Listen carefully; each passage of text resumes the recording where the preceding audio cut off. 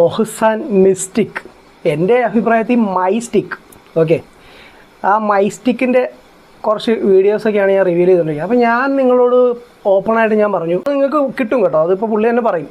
അപ്പോൾ ഈ 1 വർഷം കഴിഞ്ഞാൽ പിന്നെ നിങ്ങൾക്ക് ഇയാളുമായിട്ടുള്ള കമ്മ്യൂണിക്കേഷൻ വേണ്ടേ? എങ്ങനെയാണ്? ചോദ്യങ്ങളൊക്കെ കുറേ ഉണ്ട് ബൈ. അതിനൊരു പെയ്ഡ് വേർഷനാണ്, അതൊരു പെയ്ഡാണ്.